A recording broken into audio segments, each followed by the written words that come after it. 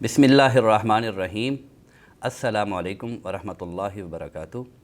मुअज़्ज़िज़ नाज़रीन, आज हम एक सीरीज़ शुरू करने जा रहे हैं इस्लाम और अफ़कार मग़रब के नाम से, यानी इस्लाम एंड वेस्टर्न थाट्स के नाम से। ये मौज़ू बहुत ज़्यादा अहमियत का हामिल है। इस वक्त वेस्ट चूँकि पूरी दुनिया को लीड कर रहा है, इंटेलेक्चुअली देखें, प्रैक्टिकली देखें तो पूरी दुनिया को लीड वेस्ट ही कर रहा है।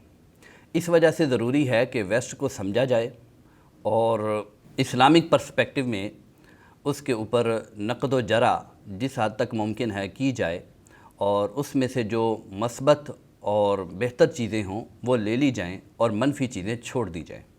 चुनांचे हज़रत उमर रज़ियल्लाहु तआला अन्हु का फ़रमान भी है, उसका मफ़हूम ये है कि वो शख्स इस्लाम को ज़्यादा नुकसान पहुँचाएगा कि जो इस्लाम को तो जानता है लेकिन जाहिलियत को नहीं जानता।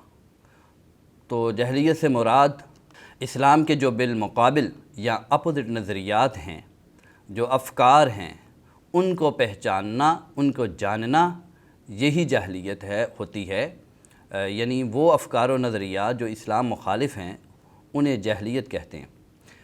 तो चुनांचे मग़रब को इस वजह से भी जानना ज़रूरी है कि वो हमारी क़यादत कर रहा है।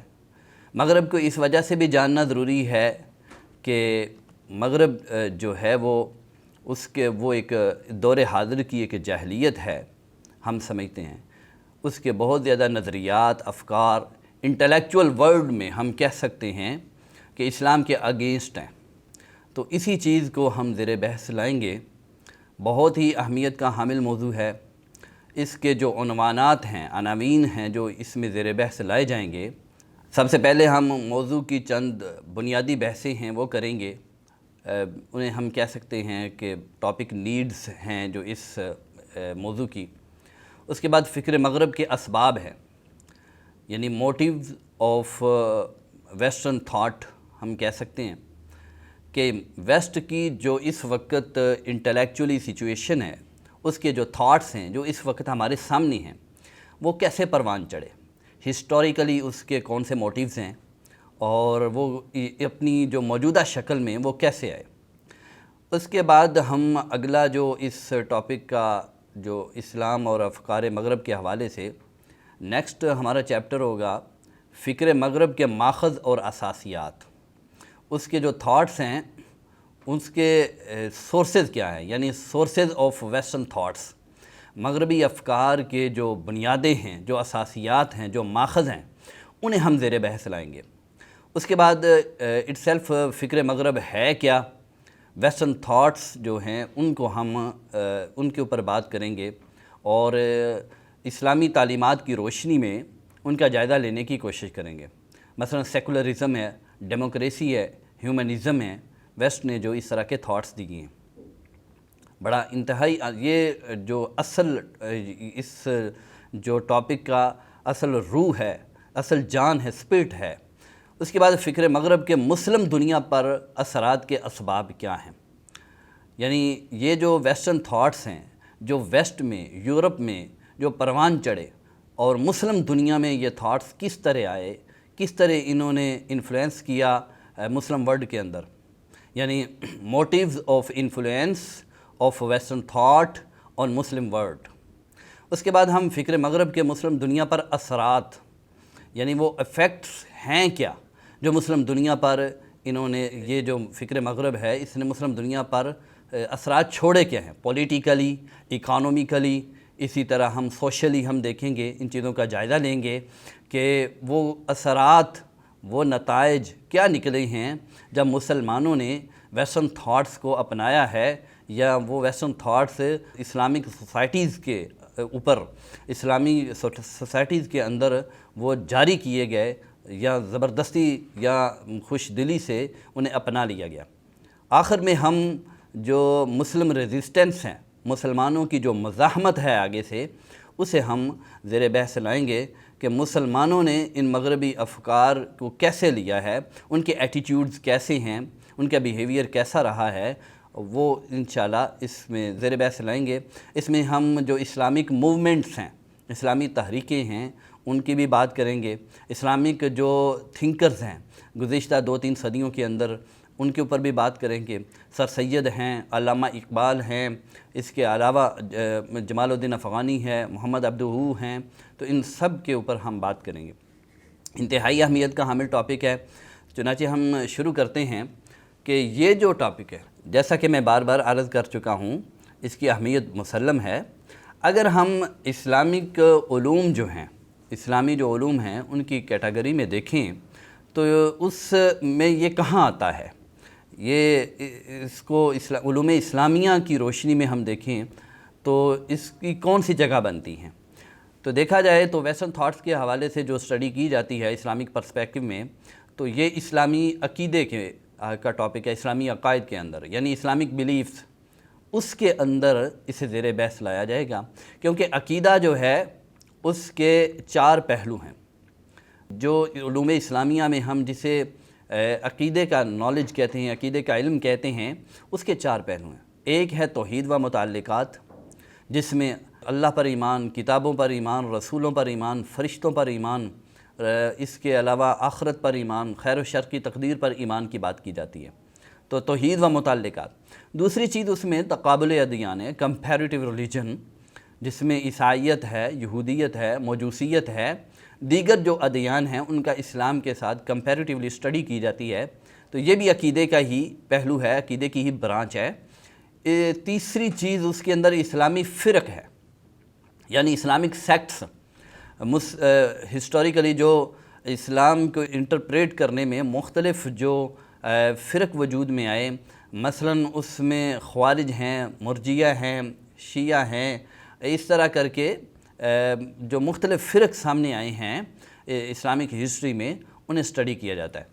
اور چوتھی جو چیز ہے اس میں اسلامی عقیدے میں، وہ ہے غزو فکری یا مذاہب فکریہ معاصرہ، جسے ہم دوسری لینگویج میں، ندر لینگویج ہم کہہ سکتے ہیں ویسٹرن تھاٹس کے نام سے ہم اسے یاد کر سکتے ہیں۔ تو یعنی یہ جو ٹاپک ہے اس کا اسلامی عقیدے کے ساتھ تعلق ہے، اور اسلامی عقیدے کی 4 برانچز ہیں، ان میں سے ایک ہے مذاہب فکریہ معاصرہ، غزو فکری، یعنی جو ماڈرن تھاٹس ہیں جیسے کہ سیکولرزم ہے، نیشنلزم ہے، ریشنلزم ہے، ہیومنزم ہے، انہیں اسلامی تعلیمات کی روشنی میں ان کا جو انالیٹیکل اسٹڈی ہے ان کی، وہ کی جائے۔ تو لیٹس گو، ہم اس ٹاپک کو شروع کرتے ہیں۔ اس میں اسلام اور مادیت پرستی، سب سے پہلے اس چیز کو ہم زیر بحث لائیں گے۔ جو میں نے کہا کہ اس ٹاپک کی کچھ بیسک نیڈز ہیں، اس کے حوالے سے ہم بات کریں گے، تو اس میں ایک اسلام اور مادیت پرستی، کیونکہ ویسٹ سارے کا سارا اس بیس کرتا ہے مادیت پرستی کے اوپر، مادہ کے اوپر، تو اس وجہ سے ہم نے اسے ضروری سمجھا کہ پہلے آپ کو بتا دیا جائے کہ مادیت پرستی کیا ہوتی ہے۔ چنانچہ مادیت پرستی کو ہم اگر 2 لفظوں میں ڈیفائن کرنا چاہیں تو ہم یوں کہہ سکتے ہیں، حواس اور ادراک، یعنی سینسز اینڈ پرسیپشن۔ جو حواس اور ادراک میں جو چیز آتی ہے اسے مادہ کہتے ہیں، سبسٹینس کہتے ہیں، تو بس مادہ ہی حقیقت ہے، اس کے علاوہ ہر چیز کا ڈینائی کر دیا جائے، انکار کر دیا جائے، بس مادے کو ریئلٹی تسلیم کیا جائے، اس کے علاوہ ہر چیز کا انکار کر دیا جائے، تو یہ مادیت پرستی ہے۔ یعنی یہ کائنات کے اندر جو کچھ ہمیں نظر آ رہا ہے، ریئلٹی جسٹ وہ ہے، اس کے علاوہ جو نظر نہیں آ رہا، جسے ہم آبزرو نہیں کر سکتے، جو ہمارے سینسز میں نہیں آتا، جو ہمارے پرسیپشن میں نہیں آتا، اس کی کوئی ریئلٹی نہیں ہے، یہ ہے مادیت پرستی، اس چیز کا انکار کر دیا جائے۔ چنانچہ جب ہم مادیت پرستی کو ایکسیپٹ کرتے ہیں تو فوراً ہی اس کے بڑے خطرناک نتائج مرتب ہوتے ہیں اکارڈنگ ٹو اسلامک ٹیچنگ۔ اگر ہم in the light of Islamic teaching دیکھیں، اسلامی تعلیمات کی روشنی میں اگر ہم اس کا جائزہ لیں تو بڑے خطرناک نتائج مرتب ہوتے ہیں۔ مثلاً سب سے پہلے اس کا جو ایک خطرناک نتیجہ سامنے آتا ہے مادیت پرستی کا، وجود باری تعالیٰ کا انکار ہو جاتا ہے۔ یعنی وجود باری اور مادیت پرستی اگر ہم دیکھیں تو مادیت پرستی کو اگر ایکسیپٹ کریں گے تو اللہ تعالیٰ کی ذات کا انکار ہو جائے گا، میٹیریلزم، مادیت پرستی کو میٹیریلزم ہم کہتے ہیں۔ تو مادیت پرستی کو اگر ایکسیپٹ کریں گے تو اللہ تعالیٰ کے وجود کا انکار ہو جائے گا۔ تو جب اللہ تعالیٰ کے وجود کا انکار ہو گیا تو گویا کہ پورے اسلام کو ہم نے نفی کر دی، اس کو مسترد کر دیا، کیونکہ اسلام کہتا ہے وَمَا خَلَقْتُ الْجِنَّ وَالْإِنسَ إِلَّا لِيَعْبُدُونَ، جن و انس کی تخلیق کا مقصد ہی اللہ کی عبادت تھا۔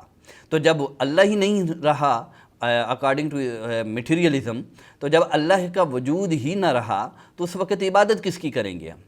دوسری چیز ہم دیکھیں تو یہ میٹیریلزم، اس کا ایک دوسرا خطرناک جو اثر ہے، جو نتیجہ ہے، وہ یہ ہے کہ شریعت ساری کا سارے کا انکار ہو جاتا ہے۔ میٹیریلزم، مادیت پرستی جو ہے، یہ شریعت کا انکار بھی ہے۔ مثلا جب اللہ کو نہیں تسلیم کیا تو اللہ کا بنایا ہوا قانون، جو شریعت کا مطلب قانون ہے نا، تو جو اللہ کا بنایا ہوا قانون ہے اس کی کیا ریئلٹی رہ گئی؟ اس کی بھی کوئی حقیقت نہ رہ گئی، غیبیات ختم ہو گئی، حلال و حرام کا فرق ختم ہو گیا۔ تو یہ مادیت پرستی کے، میٹیریلزم کے خطرناک اثرات ہیں۔ میٹیریلزم اخلاقیات کو بھی تسلیم نہیں کرتا۔ مادیت پرستی انسان کو، جب انسان میٹیریلسٹک ہو جاتا ہے، مادیت پرست ہو جاتا ہے، تو اخلاقیات اس کے ہاں کوئی حیثیت نہیں رکھتی، کیونکہ اخلاقیات ایک معنوی دنیا ہے۔ مثلاً کسی سے نرمی سے پیش آنا، ضمیر کا معاملہ، غیرت کا معاملہ، احسان کا معاملہ، عدل و انصاف کا معاملہ، یہ جو چیزیں ہیں، یہ جو ہم کیسے ایتھکس ویلیوز کہہ لیں ہم، یا ایتھکس جو ہم مورل ایٹیچیوڈز ہم انہیں کہہ لیں، تو یہ مادیت پرستی کے ہاں ان کی کوئی اہمیت نہیں رہتی، یہ ختم ہو جاتے ہیں۔ چنانچہ اخلاقیات کی نفی ہو جاتی ہے۔ جب میٹیریلزم اخلاقیات کو ختم کر دیتا ہے تو پھر سارے کا سارا فوکس انسان کے وجود کے اوپر کرتا ہے، کہ انسان کا وجود، انسان کی پرسنالٹی ہے، جو انسان ہے ایکچول میں بس وہی حقیقت ہے، اس کے علاوہ کچھ حقیقت نہیں ہے۔ گویا کہ انسان اپنا خیر و شر، اچھائی اور برائی کا معیار انسان خود بن جاتا ہے۔ انسان اپنے خیر و شر کا تعین خود کرے گا، کوئی اس کے لیے تعین نہیں کرے گا۔ چنانچہ جب انسان خیر و شر کا تعین کرے گا تو اس کا الٹیمیٹلی یا آٹومیٹیکلی اس کا نتیجہ یہ نکلا کہ جو اخلاقی اقدار ہیں، جو مورل ویلیوز ہیں، وہ وقت کے ساتھ ساتھ چینج ہوتی رہتی ہیں۔ جس دور کے انسانوں نے کسی چیز کو اچھا کہہ دیا تو وہ اچھی ہو جائے گی۔ تو چنانچہ آپ ویسٹ میں دیکھتے ہیں تو جو سوشل ویلیوز ہیں، جو مورل ویلیوز ہیں، وہ وقت کے ساتھ ساتھ چینج ہوتی رہتی ہیں۔ کوئی چیزیں جو ہیں ایک وقت میں وہ کہتے ہیں یہ غلط ہیں، دوسرے وقت میں وہ کہتے ہیں ٹھیک ہے، یہ جائز ہے۔ اسی طرح جب ہم اخلاقیات کی نفی کر دیں گے تو اس کے ساتھ انسان کی ذمہ داری کا تصور بھی ختم ہو جاتا ہے۔ انسان ذمہ دار ہوتا ہے کس بیس پہ؟ احساس کی بیس پہ، فیلنگز کی بیس پہ۔ وہ ایک ذمہ دار ہے، اس کے اندر ایک ضمیر ہے، ایک ضمیر کی آواز ہے جو اسے بیدار کرتی ہے، جو اسے خدا کے سامنے جواب دہی کے لیے آمادہ کرتی ہے۔ تو جب آپ ایتھکس کا انکار کر دیتے ہیں، مورل ویلیوز کو ڈینائی کر دیتے ہیں، تو اس کا مطلب یہ نکلا کہ آپ ذمہ داری کے تصور سے کی بھی نفی کر دیتے ہیں۔ تو یہ میٹیریلزم کے خطرناک نتائج ہیں۔ اسی طرح میٹیریلزم جو تمام ان چیزوں کا انکار کر دیتا ہے جو مادہ نہیں ہے، جو ہمیں نظر نہیں آتے، لیکن وہ ان کی ریئلٹی ہے۔ مثلاً ہم یہ انسان کا نفس ہے، نفس کو میٹیریلزم نہیں مانتا۔ اٹ سیلف لائف، زندگی، میٹیریلزم اس کا بھی انکار کر دیتا ہے۔ روح، عقل و شعور، ان سب چیزوں کا میٹیریلزم انکار کر دیتا ہے۔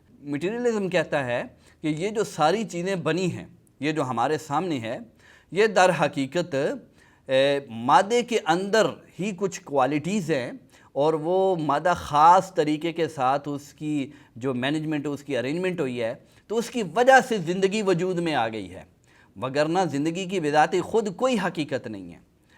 مادیت پرستی کو اگر ہم ایک پورا اسکول آف تھاٹ کے انداز میں ڈیفائن کریں تو ہم کہہ سکتے ہیں مادیت پرستی کے ہاں مادہ ہی سب کچھ ہے، سبسٹینس، جو کچھ ہمیں نظر آ رہا ہے، سورج، چاند، ستارے، ہوا، یہ دریا، یہ دیواریں، یہ جو کچھ ہمیں نظر آ رہا ہے، بس یہی ریئلٹی ہے، اس کے علاوہ کوئی چیز حقیقت نہیں ہے۔